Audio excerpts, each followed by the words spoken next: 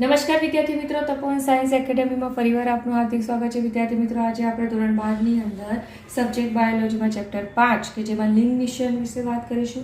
લિંગ નિશ્ચયન, જો તમને નામ પરથી થોડો ઘણો આઈડિયા તો આવી ગયો હશે કે જ્યારે ગર્ભ એટલે કે ફલિતાંડમાંથી વિકાસ પામતો ગર્ભ એ નર છે કે માદા, બરાબર, નર કે માદા જાતિ નક્કી કરવાની જે ઘટના હોય તે ઘટનાને લિંગ નિશ્ચયન કહેવામાં આવે છે.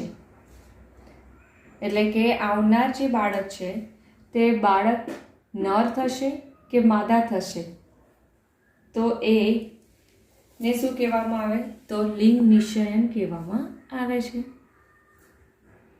તો એમ જોવા જાય તો નર થશે કે માદા થશે તો એ શેના પર આધાર રાખે? તો એ રંગસૂત્ર પર આધાર રાખે છે.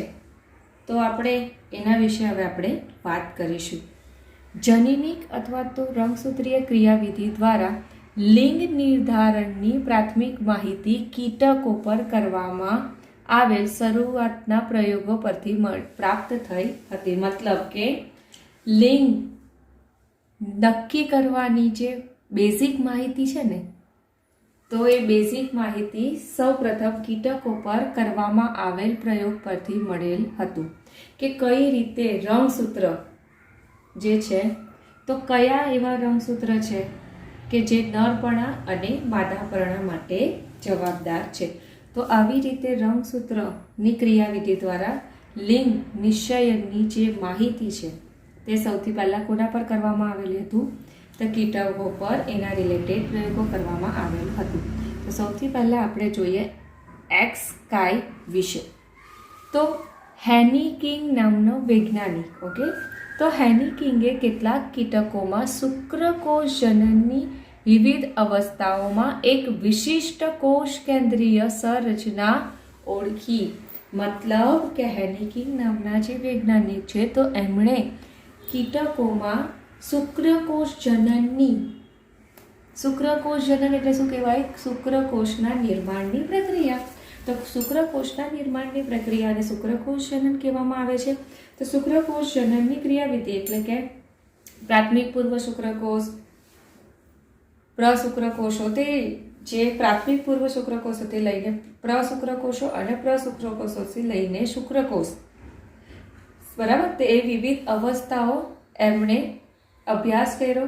તો એ વિવિધ અવસ્થાઓનો અભ્યાસ કરતા એમને કોષ કેન્દ્રમાં એક વિશિષ્ટ સંરચના જોવા મળી, બરાબર. તો એમને એક વિશિષ્ટ કોષ કેન્દ્રીય રચના ઓળખી. ત્યારબાદ એમણે જોયું કે જ્યારે પણ શુક્રકોષ જનનની પ્રક્રિયા થઈ ગયા પછી શું થાય છે? તો 50% શુક્રકોષમાં આ વિશિષ્ટ કોષ કેન્દ્રીય સંરચના જોવા મળી. પરંતુ બાકીની જે 50% શુક્રકોષો રહ્યા ને, તો બાકીના 50% શુક્રકોષોમાં આ વિશિષ્ટ કોષ કેન્દ્રીય સંરચના જોવા મળી નહીં. તો હેનિકિંગે શું કર્યું કે એમને જે વિશિષ્ટ કોષ કેન્દ્રીય સંરચના જોવા મળી ને તેને શું નામ આપી દીધું? તો એને નામ આપી દીધું એક્સ કાય, બરાબર. ત્યારબાદ અન્ય વૈજ્ઞાનિકો દ્વારા ફરી પાછા કીટકોના શુક્રકોષ જનનની ક્રિયાવિધિનો અભ્યાસ કરવામાં આવ્યો અને એની જે જુદી જુદી અવસ્થાઓ છે તો અવસ્થાઓમાં જે રંગસૂત્રની ક્રિયાવિધિ છે તો એનો અભ્યાસ કરવામાં આવ્યો. ત્યારબાદ એમણે કહ્યું, એટલે કે અન્ય વૈજ્ઞાનિકોએ કહ્યું કે હેનિકિંગે એકચ્યુઅલી જે એક્સ કાય કહ્યું હતું ને તે એ વાસ્તવમાં રંગસૂત્ર જ હતું. શું હતું? એ વિશિષ્ટ કોષ કેન્દ્રીય જે સંરચનાને એમણે જે એક્સ કાય કહ્યું ને તો એ એક્સ કાય એકચ્યુઅલી શું હતું? તો રંગસૂત્ર હતું. તો આવી રીતે શરૂઆત કોણે કરી? હેનિકિંગે. કેના પર પ્રયોગ કર્યો? તો કીટકોમાં પણ શેની? તો શુક્રકોષ જનન. તો 50% શુક્રકોષોમાં એમને વિશિષ્ટ કોષ કેન્દ્રીય સંરચના જોવા મળી, 50%માં જોવા ન મળી. જેમાં જોવા મળી તેને શું નામ આપ્યું? તો એક્સ સ્કાય નામ આપ્યું અને પાછળથી ખબર પડી કે ભાઈ આ એક્સ સ્કાય જે છે તે એકચ્યુઅલમાં રંગસૂત્ર જ છે. ચાલો ત્યારે હવે આગળ વાત કરીએ લિંગ નિષેધની X0 પ્રકારની ક્રિયાવિધિ. હવે X0 પ્રકારની ક્રિયાવિધિ એટલે શું તે હવે આપણે આગળ જોઈએ તો તમને સમજાવીશ એટલે ખ્યાલ આવી જશે કે X0 પ્રકારની ક્રિયાવિધિ એ શું છે. તો ઘણા બધા કીટકોમાં આ જોવા મળે છે, બરાબર. તો ઘણા બધા કીટકોમાં લિંગ નિષેધની ક્રિયાવિધિ કેવી હોય છે? તો X0 પ્રકારની હોય છે, બરાબર. આ ખાસ ધ્યાનમાં રાખવાનું કે ઘણા બધા કીટકો છે તો ઘણા બધા કીટકોમાં લિંગ નિષેધ એટલે કે નર કે માદા કીટક થશે તો એક કીટક નર કે માદા જે લિંગ નિષેધની ક્રિયાવિધિ છે તે X0 પ્રકારની જોવા મળે છે. તો કીટકો છે તો કીટકોના બધા જ અંડકોશમાં X રંગસૂત્ર જોવા મળે છે. એટલે કે આપણે વાત કરીએ તો આ કીટક છે. કીટક બે પ્રકારના છે, નર અને માદા, રાઈટ. તો જે માદા તમને ખબર જ છે અંડકોશ ઉત્પન્ન કરે. તો બધા જ કીટકો જે હતા ને તે બધા જ કીટકોના જે અંડકોશ અંડકોશની આપણે વાત કરીએ તો એ અંડકોશ X રંગસૂત્ર ધરાવતું હતું. જ્યારે નરની વાત કરીએ તો નર શું ઉત્પન્ન કરે? તો શુક્રકોષો ઉત્પન્ન કરે. તો કેટલાક શુક્રકોષો શું હતું? તો X રંગસૂત્ર ધરાવતા હતા, જ્યારે કેટલાક શુક્રકોષો X રંગસૂત્ર ધરાવતા ન હતા, બરાબર. X રંગસૂત્ર કેટલાક ધરાવતા હતા શુક્રકોષો, કેટલાક શુક્રકોષો X રંગસૂત્ર ધરાવતા ન હતા.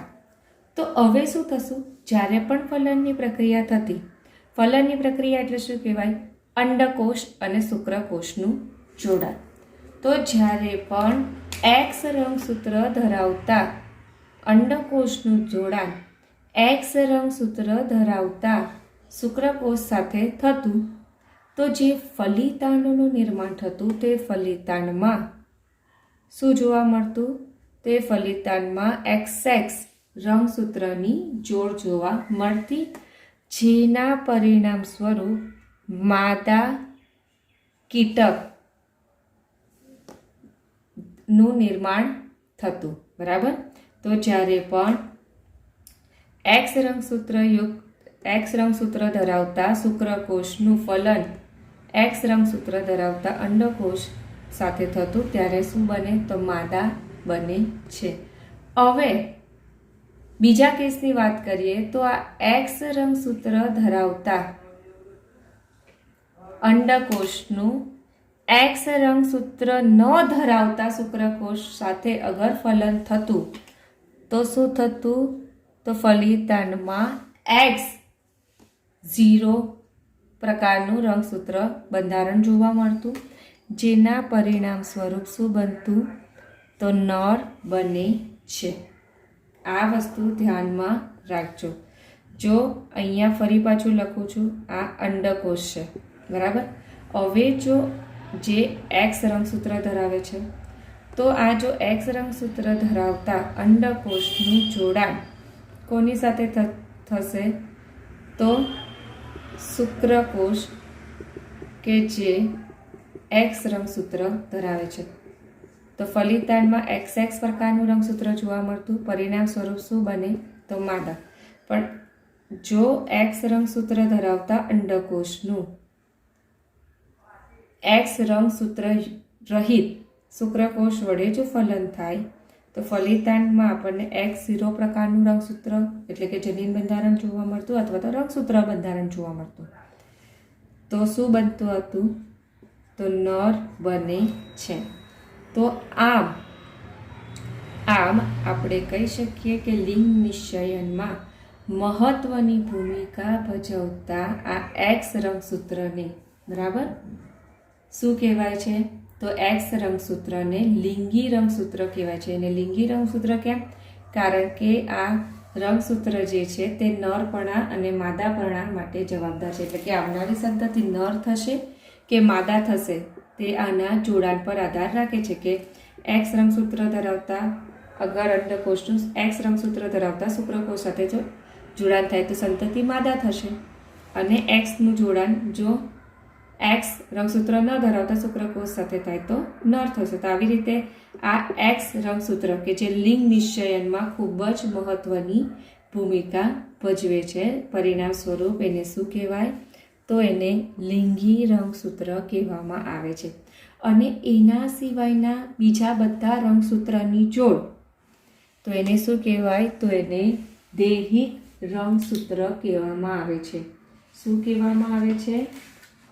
દૈહિક રંગસૂત્ર કહેવામાં આવે છે, કે જે સજીવોના દૈહિક લક્ષણો નક્કી કરે છે. શું નક્કી કરે છે? તો સજીવોના દૈહિક લક્ષણો નક્કી કરે તો એને શું કહેવાય? તો દૈહિક રંગસૂત્ર કહેવામાં આવે છે. હવે આપણે આગળ વાત કરીએ તો તીતી ઘોડાની વાત કરીએ. બરાબર, તીતી ઘોડાના નર છે તો નરમાં દૈહિક રંગસૂત્ર તો આવેલા છે, સાથે સાથે અયુગ્મી એક્સ રંગસૂત્ર આવેલા છે. અયુગ્મી એટલે કે X0 બરાબર પ્રકારનું લિંગી રંગસૂત્ર આવેલું છે. જ્યારે તીતી ઘોડાની માદાની વાત કરીએ તો એમાં લિંગી રંગસૂત્ર તો આવેલું જ છે, સાથે સાથે એક્સ રંગસૂત્રની જોડી એટલે કે XX રંગસૂત્ર આવેલું છે. તો આવી રીતે આ પ્રકારનું નિર્દેશન કે જેને X0 પ્રકારની ક્રિયાવિધિ કહેવામાં આવે છે. શું કહેવામાં આવે છે? તો X0 પ્રકારની ક્રિયાવિધિ કહેવામાં આવે છે. તો અહીંયા શું યાદ રાખવાનું? માદા કે જેમાં લિંગી રંગસૂત્ર XX છે, જ્યારે નરમાં લિંગી રંગસૂત્ર X0 પ્રકારનું જોવા મળે છે. આ ખાસ યાદ રાખજો. કીટક માદા કીટક કે જેમાં લિંગી રંગસૂત્ર, કયું રંગસૂત્ર? લિંગી રંગસૂત્ર XX જોડમાં છે, જ્યારે નરમાં લિંગી રંગસૂત્ર X0 પ્રકારનું જોવા મળે છે. બાકીના જે દૈહિક લક્ષણો માટે જે જવાબદાર હોય ને, એટલે કે રંગ, આકાર, શરીરનો આકાર, એ બધા માટે જે જવાબદાર હોય તો એને દૈહિક રંગસૂત્ર કહેવામાં આવે છે. જે ચયાપચયની ક્રિયાઓ, ત્યારબાદ શરીરના અંગો માટે જે જવાબદાર રંગસૂત્ર હોય તો એને દૈહિક રંગસૂત્ર કહેવામાં આવે છે. તો આ પ્રશ્ન પણ તમને પૂછાઈ શકે. ક્યાં તો તમને એવી રીતના પ્રશ્ન પૂછાય ને તો પણ તમારે આ જ લખવાનું કે XX માદા અને X0 નર પ્રકાર આધારિત લિંગ નિશ્ચયન સમજાવો. લિંગ નિશ્ચયન સમજાવો. ત્યારે પણ તમારે આ જ આન્સર લખવાનો રહેશે. બરાબર, તો આ ક્વેશ્ચન તમારે નોટબુકમાં લખી દેવાનું કે XX માદા X0 નર પ્રકાર આધારિત લિંગ નિશ્ચયનની ક્રિયાવિધિ સમજાવો. ચાલો ત્યારે હવે વાત કરીએ XY પ્રકારનું લિંગ નિશ્ચયન. તો આ XY પ્રકારનું લિંગ નિશ્ચયન કેમાં જોવા મળે છે? તો XY પ્રકારનું જે લિંગ નિશ્ચયન છે તે ઓલમોસ્ટ બધા કીટકો, એમાં ડ્રોસોફિલા પણ આવી જાય. બરાબર, બધા કીટકો એટલે કે ડ્રોસોફિલા પણ આમાં આવી જાય XY પ્રકારના લિંગ નિશ્ચયનમાં. અને મનુષ્ય સહિત જે સ્તનધારીઓ છે તે બધામાં જ નર અને માદામાં રંગસૂત્રની સંખ્યા કેવી હોય છે? તો સરખી હોય છે. જો એની આગળ આપણે જોઈ ગયા X0 પ્રકારનું, બરાબર ને, તો એક રંગસૂત્ર અહીંયા આપણને ઓછું જોવા મળે છે. પરંતુ આ ડ્રોસોફિલા સહિત જે અન્ય કીટકો છે તેમજ મનુષ્ય સહિત અન્ય જે સ્તનધારી છે કે જેમાં નર અને માદા છે તો એ બંનેમાં રંગસૂત્રની સંખ્યા સરખી જોવા મળે છે. અને આ ડ્રોસોફિલા સહિત જે અન્ય કીટકો છે તેમજ મનુષ્ય સહિત જે અન્ય સ્તનધારી પ્રાણીઓ છે તો તેમાં નર હોય કે માદા બંનેમાં દૈહિક રંગસૂત્રની સંખ્યા કેવી જોવા મળે છે? તો સરખી જોવા મળે છે. દૈહિક રંગસૂત્રની સંખ્યા કેવી જોવા મળશે? તો સરખી જોવા મળે છે.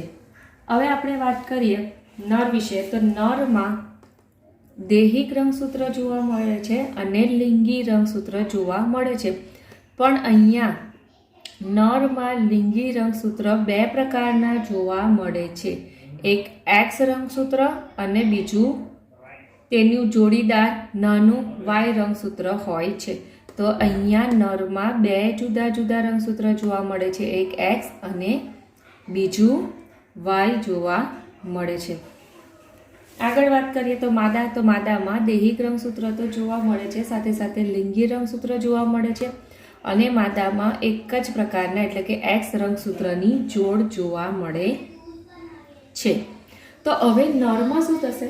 તો નરમાં જ્યારે પણ જન્યુ નિર્માણની પ્રક્રિયા થશે તો જન્યુ નિર્માણની પ્રક્રિયા થશે તો બે પ્રકારના જન્યુ જોવા મળશે. એક જન્યુ કે જેમાં એક્સ રંગસૂત્ર હશે અને બીજો જન્યુ કે જેમાં વાય લિંગી રંગસૂત્ર હશે. બરાબર? નર શું કરે? શુક્રકોષો ઉત્પન્ન કરે ને.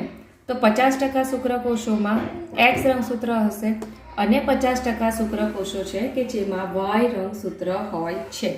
તો હવે આપણે જોઈએ તો આવા પ્રકારની જે ક્રિયાવિધિ છે, લિંગ નિશ્ચયની ક્રિયાવિધિ છે કે જેમાં નરમાં બે પ્રકારના રંગસૂત્ર ધરાવતા જન્યુઓ જોવા મળે છે તો એને શું કહેવાય? નર વિષમ યુગ્મતા કહેવામાં આવે છે. શું કહેવામાં આવે છે? તો એને નર વિષમ યુગ્મતા કહેવામાં આવે છે. તો આવા પ્રકારની જે લિંગ નિશ્ચયની ક્રિયાવિધિ છે તેને XX XY લિંગ નિશ્ચયની ક્રિયાવિધિ પણ કહેવાય છે. શું કહેવામાં આવે છે? તો XX XY પ્રકારની લિંગ નિશ્ચયન ક્રિયાવિધિ કહેવામાં આવે છે. હવે જોઈએ કે આમાં કેવી રીતે નર અને માદા થાય છે. તો હવે જો માદા જે છે તો માદામાં કયા રંગસૂત્ર જોવા મળે છે? લિંગી રંગસૂત્ર XS. નર છે તો નરમાં કયું લિંગી રંગસૂત્ર જોવા મળે છે? તો XY. તો માદામાં જ્યારે જન્યુ નિર્માણની પ્રક્રિયા થશે એટલે કે અંડકોષ, બરાબર? તો અંડકોષનું નિર્માણ થશે તો બધા જ અંડકોષમાં એક્સ રંગસૂત્ર જોવા મળે છે. કારણ કે જન્યુ નિર્માણની પ્રક્રિયા એટલે કે રંગસૂત્રની સંખ્યા કેવી થઈ જાય? તો અડધી થાય ને. હવે નર છે તો નરમાં બે પ્રકારના જોવા મળે. અડધા શુક્રકોષો એક્સ રંગસૂત્ર ધરાવશે અને અડધા શુક્રકોષો વાય રંગસૂત્ર ધરાવશે. જો આ એક્સ રંગસૂત્ર ધરાવતો અંડકોષ એક્સ રંગસૂત્ર ધરાવતા શુક્રકોષ સાથે ફલિત થાય તો ફલિતાંડમાં આપણને શું જોવા મળશે? XX પ્રકારનું લિંગી રંગસૂત્ર જોવા મળશે. પરિણામે આવનાર સંતતિ કઈ થશે? તો માદા. અને જો એક્સ રંગસૂત્રો ધરાવતા અંડકોષનું જોડાણ જો વાય રંગસૂત્ર ધરાવતા શુક્રકોષો થાય તો લિંગી રંગસૂત્રની જોડ કઈ બની? તો XY બની. તો સંતતિ કઈ થશે? તો નર થશે. તો વિદ્યાર્થી મિત્રો, અહીંયા તમને એક વસ્તુ ખ્યાલ આવી કે આવનાર સંતતિ નર થશે કે માદા થશે એ કોના પર આધાર રાખે છે? તો એ નર પર જ આધાર રાખે છે કે નરનું કયું રંગસૂત્ર ધરાવતું શુક્રકોષ અંડકોષ સાથે જોડાણ પામે છે. તેના પર આધાર રાખે કે આવનાર સંતતિ નર થશે કે માદા. પરિણામ સ્વરૂપ આવા પ્રકારની લિંગ નિશ્ચયનની ક્રિયાવિધિને XX XY લિંગ નિશ્ચયન ક્રિયાવિધિ કહેવામાં આવે છે. હવે ઘણીવાર એવા પણ એક્ઝામ્પલ જોવા મળેલા છે કે જેમાં માદા વિષમ યુગ્મતા હોય છે. માદા વિષમ યુગ્મતા એટલે કે માદા બે ભિન્ન રંગસૂત્ર ધરાવે, લિંગી રંગસૂત્ર ધરાવે. બરાબર? તો કેમાં જોવા મળે છે? તો પક્ષીઓમાં જોવા મળે છે કે જેમાં નર અને માદામાં રંગસૂત્રની સંખ્યા તો સરખી હોય પરંતુ નર હોય તો નરમાં લિંગી રંગસૂત્ર એક સરખા એટલે કે ZZ જોવા મળે છે, એટલે Z રંગસૂત્રની જોડ જોવા મળે છે. જ્યારે માદા હશે ને તો માદામાં શું થશે? તો માદામાં લિંગી રંગસૂત્ર તરીકે ZW એટલે કે અલગ અલગ જોવા મળે છે. તો ઝેડ ડબલ્યુ આવી રીતે અલગ અલગ જોવા મળે છે. તો જ્યારે માદામાં જન્યુ નિર્માણની પ્રક્રિયા થશે, જન્યુ નિર્માણ એટલે કે અંડકોષનું નિર્માણ થશે, તો કેટલાક અંડકોષ જે છે તે ઝેડ લિંગી રંગસૂત્ર ધરાવશે અને કેટલાક અંડકોષ જે છે તે ડબલ્યુ લિંગી રંગસૂત્ર ધરાવશે. બરાબર. તો હવે આપણે આમાં જોઈએ કેવી રીતે નર અને માદા થશે. અહીંયા શું છે, પક્ષીઓમાં જોવા મળે તો તમને કીધું માદા કે જેમાં લિંગી રંગસૂત્ર બે અલગ અલગ છે, તો એમાં ઝેડ. તો જ્યારે જન્યુ નિર્માણની પ્રક્રિયા થશે ત્યારે અડધા અંડકોષમાં ઝેડ પ્રકારના હશે, અમુક અંડકોષ ડબલ્યુ પ્રકારનું લિંગી રંગસૂત્ર ધરાવશે. જ્યારે અહીંયા નરમાં લિંગી રંગસૂત્ર સરખા જ છે એટલે કે ઝેડની જોડ છે, તો શુક્રકોષ બધા શુક્રકોષો ઝેડ લિંગી રંગસૂત્ર ધરાવશે. હવે શું થાય છે, જો ઝેડ અંડકોષનું જોડાણ ઝેડ શુક્રકોષ સાથે થાય તો શું થશે, ઝેડ ઝેડ જોવા મળશે. ફલિતાંડમાં લિંગી રંગસૂત્ર કયું હશે, તો ઝેડ ઝેડ પ્રકારનું હશે. તો જ્યારે પણ ઝેડ ઝેડ પ્રકારનું થાય એટલે શું થશે, પક્ષી કેવું હશે, તો એ નર પક્ષી હશે. અને જો ડબલ્યુ રંગસૂત્ર ધરાવતા અંડકોષનું જોડાણ જો ઝેડ લિંગી રંગસૂત્ર ધરાવતા શુક્રકોષ વડે થાય તો ફલિતાંડમાં આપણને આ ડબલ્યુ છે તો શું જોવા મળશે, તો ઝેડ ડબલ્યુ લિંગી રંગસૂત્ર જોવા મળશે. તો પક્ષી કઈ થશે, તો માદા જાતિ ધરાવતી થાય છે. તો આવી રીતે જન્યુઓના જોડાણ, જન્યુ કયું લિંગી રંગસૂત્ર ધરાવે છે તેના આધારે જાતિ નર થશે કે માદા થશે તે નક્કી થાય છે. હવે આપણે કીટકોમાં પણ જોઈ ગયા, તે પણ પાછું રિવાઇઝ કરી દઈએ. કીટકો છે તો કીટકોમાં માદામાં લિંગી રંગસૂત્ર તરીકે XS હોય છે, નરમાં લિંગી રંગસૂત્ર તરીકે X0 હોય છે. તો જ્યારે માદામાં અંડકોષનું નિર્માણ થાય તો અંડકોષમાં X લિંગી રંગસૂત્ર જોવા મળશે, જ્યારે નરમાં બે પ્રકારના જોવા મળશે. જન્યુઓ એક X રંગસૂત્ર ધરાવતું હશે અને બીજું X રંગસૂત્ર ધરાવતું હશે નહીં. હવે જો આ અંડકોષનું જોડાણ આની સાથે થાય તો ફલિતાંડમાં XX લિંગી રંગસૂત્રની જોડ બને છે, તો સંતતિ કઈ થશે, તો માદા. જો X રંગસૂત્ર ધરાવતા અંડકોષનું જોડાણ અથવા તો ફલન અંડકોષ જે છે તે X રંગસૂત્ર વિહીન શુક્રકોષ વડે ફલિત થાય તો X0 રંગસૂત્રની જોડ જોવા મળે, તો સંતતિ કઈ થશે, તો નર થાય છે. તો આવી રીતે લિંગી રંગસૂત્રનું જોડાણ એટલે જન્યુ કયા રંગસૂત્ર ધરાવે છે અને એનું જોડાણ કયા રંગસૂત્ર ધરાવતા જન્યુ સાથે થાય છે તેના પર આધાર રાખે કે સંતતિ નર થશે કે માદા થશે. તો ઓલમોસ્ટ કેસમાં કેવું હોય, નર વિષમયુગ્મતા વધારે હોય છે કે નરમાં બે પ્રકારના લિંગી રંગસૂત્ર જોવા મળે છે. પક્ષી છે તો પક્ષીઓમાં શું થાય, ઉલટું જોવા મળે છે, માદા વિષમયુગ્મતા જોવા મળે છે. તો તમને દરેક વસ્તુ ટુકડામાં કીધેલી છે તો એ તમારે ક્વેશ્ચન લખી દેવાના, જેથી કરીને તમે સરળતાથી એક્ઝામમાં એના ક્વેશ્ચનનો આન્સર આપી શકો. તો અહીંયા તમારો લિંગ નિશ્ચયનનો જે ટોપિક છે તે પૂરો થાય છે.